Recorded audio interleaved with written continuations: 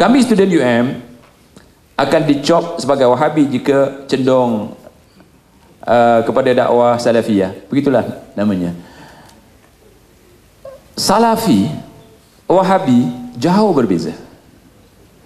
Salafi itu adalah manhaj Rasulullah, manhaj Nabawi.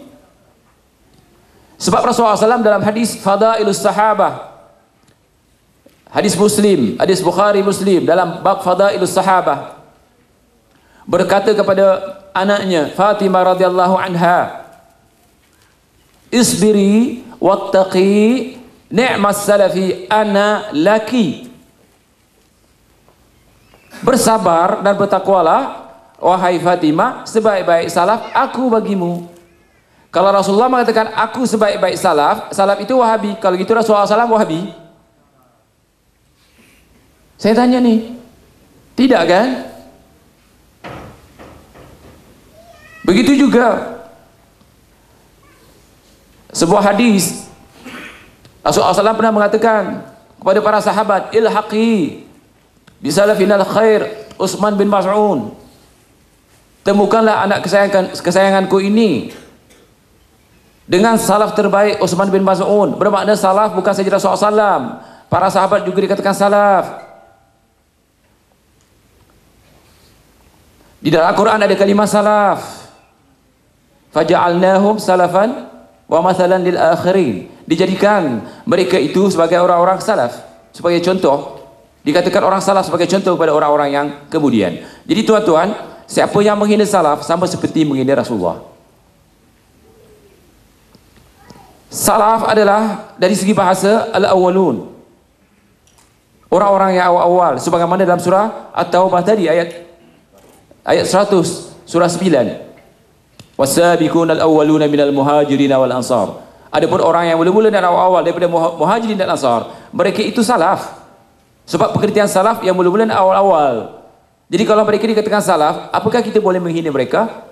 Siapa menghina para sahabat, kafirlah dia. Ulang lagi sekali, siapa menghina sahabat, apalagi Rasulullah, kalau dihina, kafirlah dia. Jadi salaf adalah sebaik-baik umat, khairu ummah. Jadi kalau kita mengatakan saya seorang salafi, iya, berpegang kepada manhaj yang selamat. Sebab sekarang ya, semua orang boleh mengatakan ahli sunnah wal jamaah. Dia orang mengatakan Wahabi ini bukan ahli sunnah wal jamaah.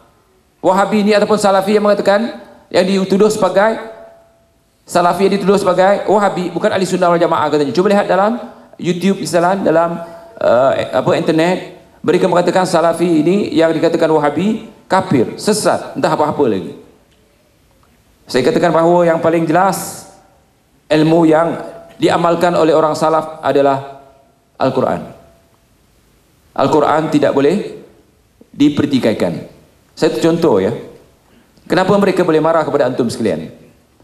Antaranya, kadang-kadang mereka datang kepada kita, Aina Allah, lihat bahasa Arab, Aina Allah, di mana Allah? Kita katakan fis sama, anta Wahabi ini. Kita jawab seperti itu, katanya Wahabi. Sedangkan Al-Quran mengatakan Ar-Rahmanu 'alal 'arsy istawa, Allah bersemayam di atas arasy. Hadis Muslim, Rasulullah SAW mengatakan kepada seorang muslimah, anti mu'minah, kerana mengatakan Allah di langit. Jadi salaf adalah yang terbaik kerana salaf kembali kepada Quran hadis, dan Nabi mengatakan taraktu fikum amrain ma in tamassaktum bihima falan tadillu abada, kitab Allah wa sunnat rasulih. Kami tinggalkan kepada kamu dua. Selagi kamu pegang kepada keduanya, kamu tidak akan sesat buat selama-lamanya. Apa dia? Quran dan hadis, kitab Allah wa sunnat rasulih. Kalau ini jaminan Rasulullah SAW, tidak ada jaminan yang paling benar, paling betul, kecuali jaminan Rasulullah dan jaminan Allah Subhanahu wa taala. Wallahu a'lam. Jadi jangan takut kalau antum dikatakan Salafi, dan kalau dikatakan Wahabi bermaksud Salafi, bersyukur. Ya. Kalau Wahabi itu Salafi, bagus. Apa salahnya? Tapi mereka takut kerana apabila orang kembali kepada manhaj salaf, orang yang bermanhaj salaf jelas hujahnya. Sehingga hadis mengatakan la tadzalu ta'ifatun min ummati zahirina 'alal haqq la yadhurruhum man hadzalahum. Akan ada golongan daripada umatku yang terang-terang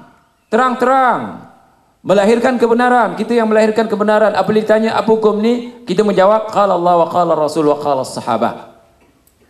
Terang. Sebab Quran kita di Mekah, Quran kita di Malaysia sama, Quran kita di Indonesia, di Singapura sama.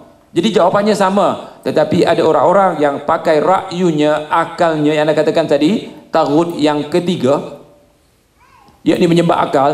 Mereka tidak sudi menggunakan Al-Quran, tetapi menggunakan akal-akalnya untuk menjawab. Sehingga kalau ada 10 orang nak pergi haji, kita tanya kepada 10 orang yang berguru dengan guru yang belajar dengan guru-guru haji ataupun guru-guru yang mengajar guru haji, 10 jawapannya. Sebab tak kembali kepada Al-Quran. Saya kadang-kadang adakan kuliah, alhamdulillah hampir seluruh Malaysia ya. Ada orang nak pergi haji, 10 orang saya tanya, macam mana pendapat anda? Yang ini lain, yang ini lain, yang ini lain. Gurunya mana? Gurunya itulah. Yang bukan guru salafi. Tetapi kalau kita kembali kepada guru salafi, semua sama, tidak ada perbezaan. Sebab jawapannya Quran dan hadis. Wallahu a'lam. Ya Ustaz.